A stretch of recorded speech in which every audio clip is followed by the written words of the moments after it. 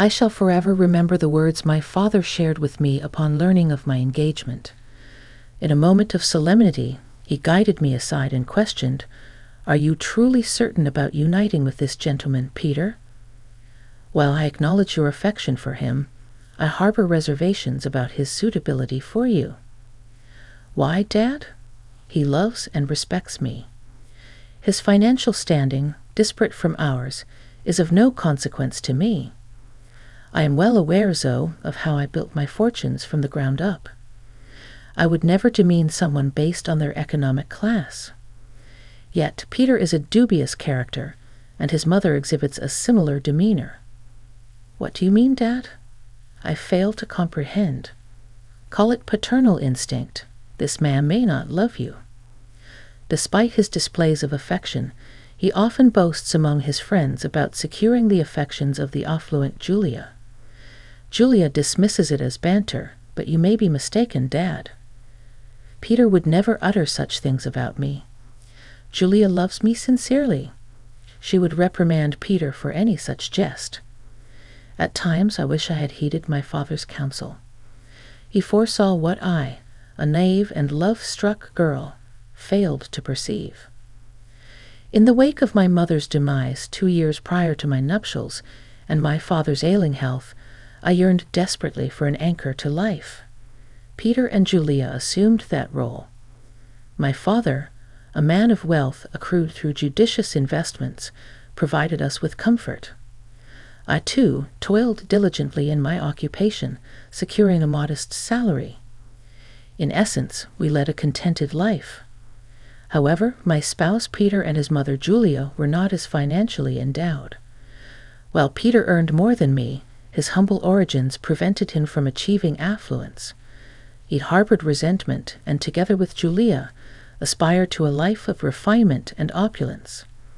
Their discontent manifested in complaints about insufficient funds. Generously, I extended my assistance with the modest allowance bestowed upon me by my father. Post-marriage, I accommodated Peter and Julia in my home, though it failed to meet their expectations. Dissatisfied, they remarked on the modesty of my abode, questioning why I hadn't acquired a grander residence. I retorted, explaining my limited earnings. Yet Peter insisted that my father, residing in opulence, should have secured a more lavish dwelling for me.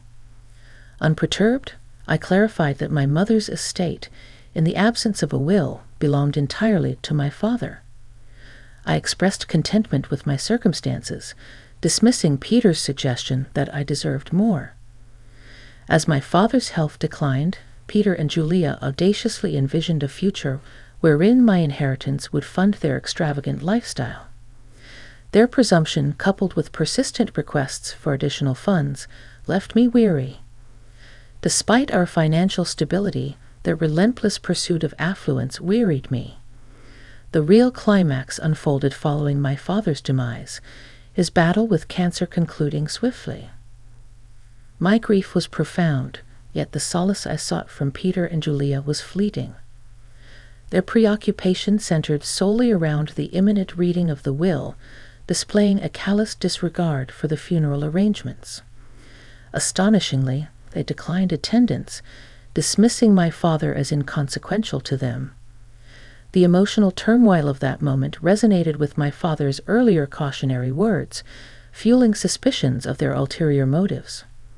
The nagging doubts about their true intentions intensified, a fear that they coveted my inheritance.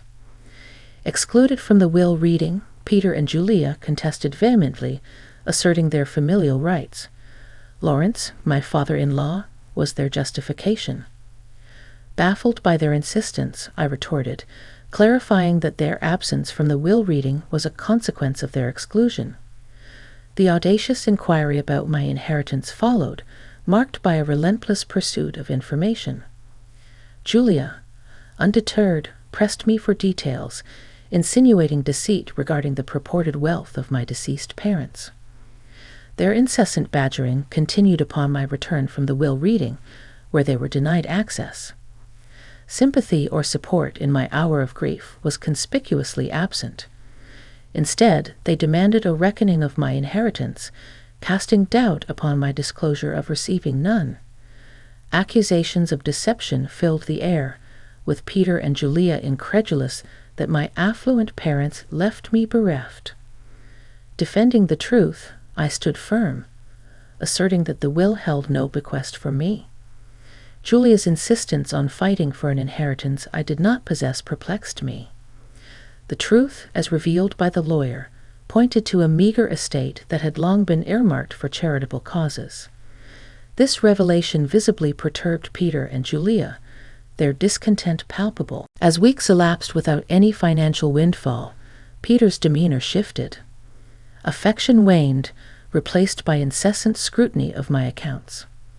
Suspicion burgeoned, prompting me to take a decisive step.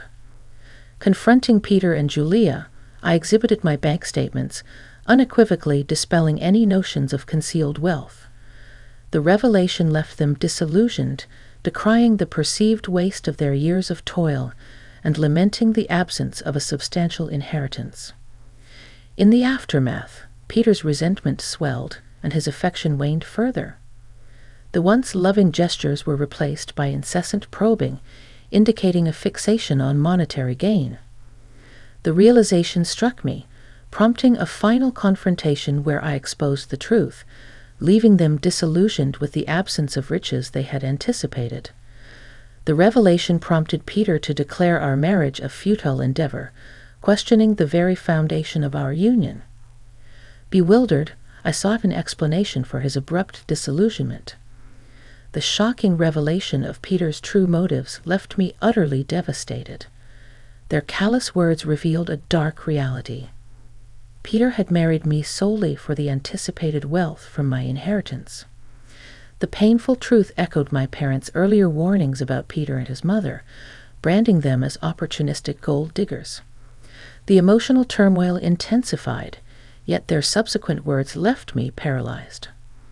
Julia, with an air of cold calculation, urged Peter to divorce me, emphasizing that staying in the marriage served no purpose now that my anticipated riches had evaporated. The suggestion to seek a new wife with actual wealth stung deeply. The ensuing conversation exposed the calculated deception Peter had woven, confessing that he feigned love to secure a life of comfort for himself and his mother. His admission was a devastating blow, confirming my worst fears. Dumbfounded and shattered, I struggled to comprehend the magnitude of the betrayal. The subsequent tirade from Peter and Julia further heightened the emotional upheaval. Their indifference and Peter's sudden transformation left me in a state of shock. Anguish and rage bubbled within me, yet I restrained myself from outwardly expressing the tumult. As they continued to vent their frustrations about our marriage, my ability to process their words waned. The realization that Peter's affection was a facade and their sudden contempt for me were too overwhelming. Despite the tempest of emotions within me, I composed myself and responded calmly, conceding to their demands for a divorce. Acknowledging Peter's desire for a mutual divorce, I proposed a stipulation that neither of us would lay claim to the other's assets. The agreement, albeit emotionally charged, aimed to expedite the process and spare any further legal complications. Julia and Peter, seemingly pleased by my compliance, eagerly discussed the divorce details. Despite my outward composure, the emotional toll became evident in the ensuing days. Tears became my silent companions during daily commutes and moments alone. The pain of the betrayal was compounded by their obliviousness to my distress. Peter remained indifferent, oblivious to my swollen eyes, while Julia distanced herself upon realizing the absence of my anticipated wealth.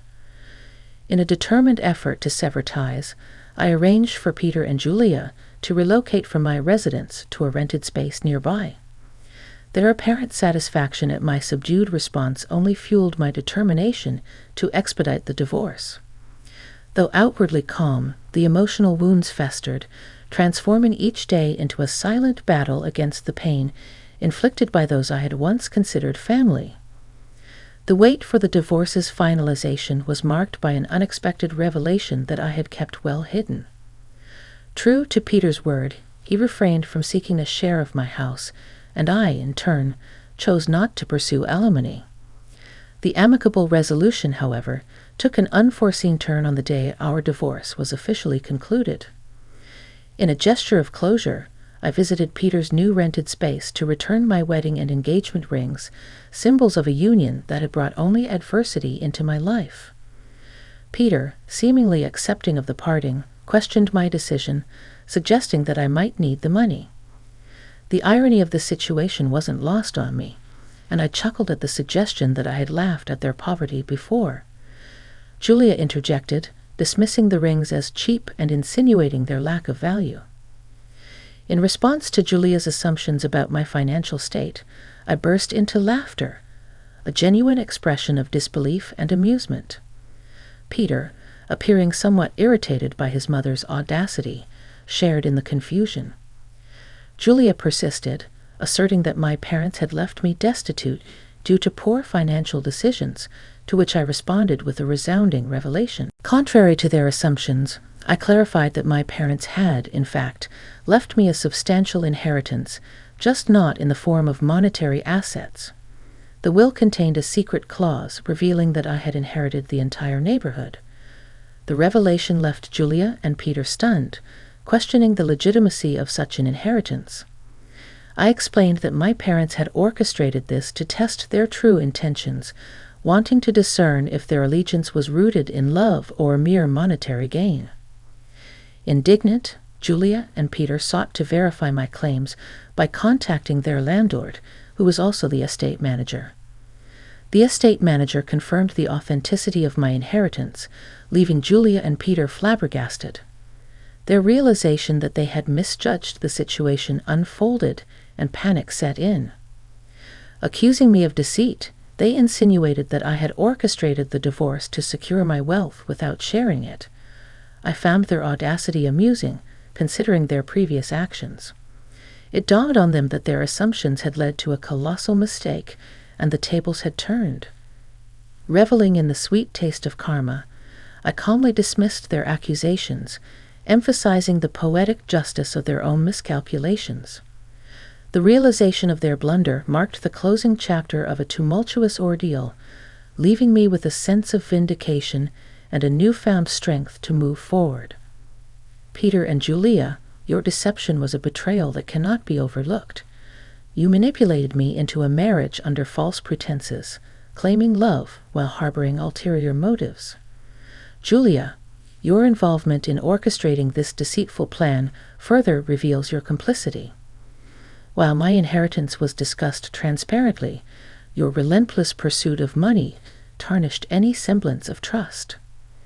Now, faced with the aftermath of your scheming, you propose reconciliation. However, the wounds run deep, and your sudden desperation to salvage our relationship seems insincere. I refuse to be drawn back into a web of deceit. It's ironic how quickly you sought a fresh start with someone else, allegedly already dating a wealthy individual. I will not be part of your duplicitous games. I made it clear that there is no room for reconciliation, advising Peter to move on with his life. The impending transfer of the property to my name served as a deadline for their eviction. Panicked, they pleaded for leniency, recognizing the dire consequences of their actions.